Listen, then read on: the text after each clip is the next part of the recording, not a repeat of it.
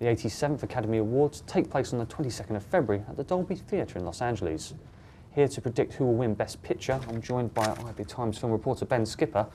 And Ben, we'll start off with the 8 films nominated. These are Boyhood, Birdman, American Sniper, Grand Budapest Hotel, The Theory of Everything, Imitation Game, Whiplash and Selma. And at the start, we've got here a battle of the biopics, and certainly 2 respected British scientists in the fact of we have The Theory of Everything with Stephen Hawking and The Imitation Game looking at Alan Turing. These are the big British favourites, and Eddie Redmayne and Benedict Cumberbatch are hopefuls in the actors category as well.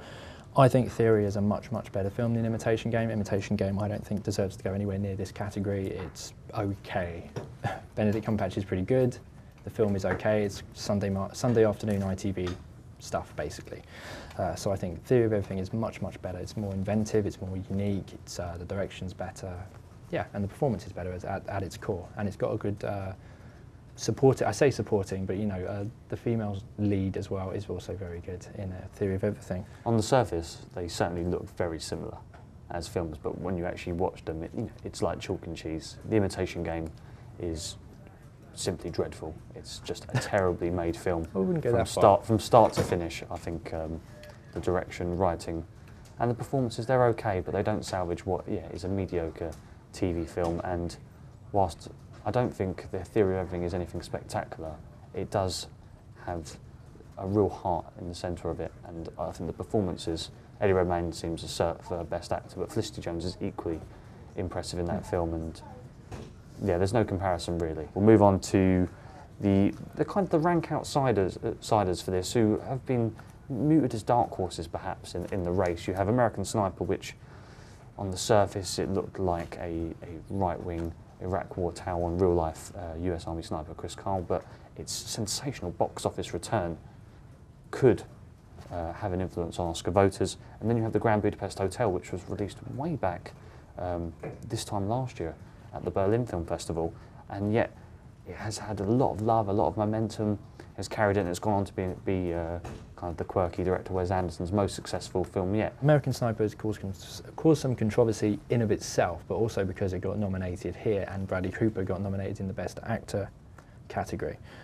And I think it won't get very far in the Best Picture category, because Oscar voters tend to be more left-leaning, and this is a very right-wing film that Clint Eastwood made, while Grand Budapest will appeal to Oscar voters because they tend to be older gentlemen, and this is a film that definitely appeals to them and their sort of old school mentality.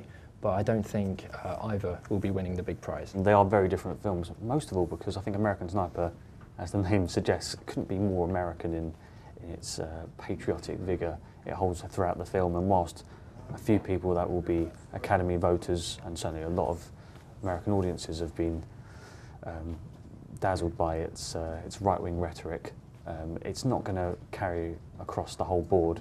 Whilst I'd say Grand Budapest Hotel is the most European film on the list, Wes Anderson might be from Texas, but from its cast, from its style, it has a lot of zip and charm that you just generally wouldn't associate with American pictures. So the fact that it's done so well, I think it is great.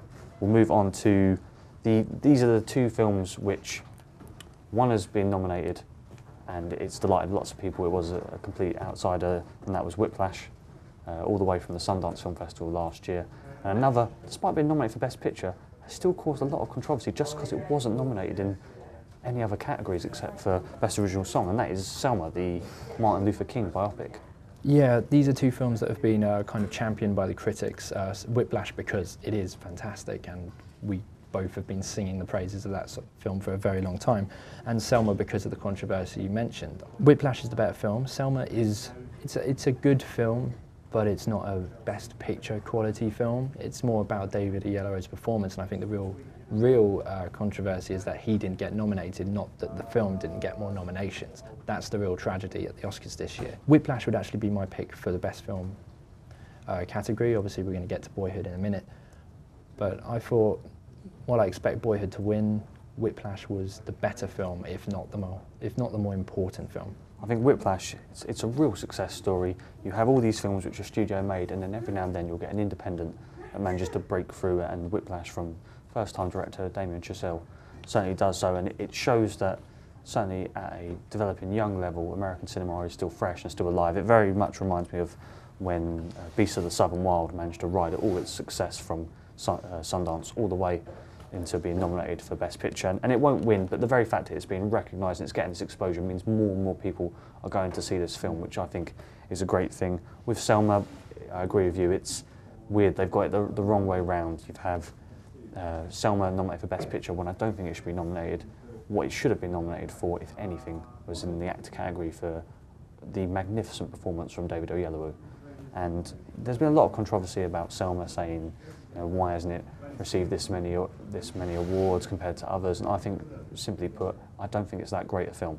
And we'll move on to the final two. This is the real battle between Boyhood and Birdman for Best Pictures. They're two very different films, aren't they? Yeah, they couldn't be more different. I mean, we'd be saying that even more so if it wasn't for last year. I mean, last year we had 12 Years a Slave and Gravity, and this year we've got Boyhood and Birdman. I mean, it's good to have that kind of variety at the top of these Best Picture lists. I mean, it's certainly more interesting than if two straight-laced biopics were being touted as the favourites.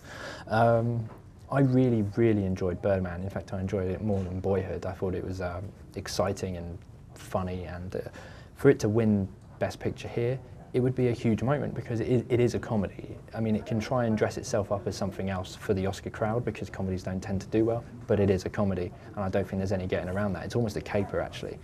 And it would be great for it to win. It would be a big, huge moment, and I think it would be deserving, but it's all about Boyhood. Boyhood has won everything so far, and it's going to win Best Picture here. And I think Richard Linklater is going to win Best Director. I know you agree with that as well.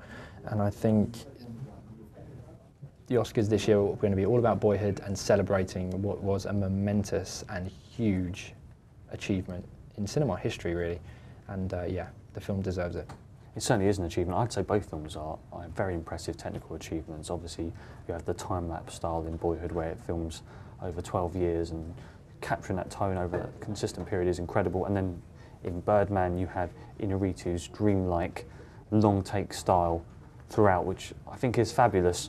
But it's interesting how, on subsequent viewings, both films, for me anyway, changed. I loved Birdman when I first saw it, I was dazzled, but on a subsequent viewing, I felt the film diminished and it perhaps wasn't as impressive as first one. In some areas it seemed quite shallow, whilst I've seen Boyhood 3 times now, and each time it just seems to give a richer experience. The performances throughout, from young Ella Coltrane to Trisha Arquette, Ethan Hawke, are terrific, and it's the fact that it manages to keep that tone and tell this story without telling a story, as it were, that it's so natural and harmonious throughout, but it really is the epitome of Linklater's work to date, and what I'd say is a generally weak and predictable Oscar season. I think it's the head and shoulders, for me, the best picture, and yeah, I do think Richard Linklater is going to get the double swoop and win Best Director as well. I think both these films are incredibly impressive, but for very different reasons. Birdman is very showy and loud and boisterous, while Boyhood is very subtle and nuanced and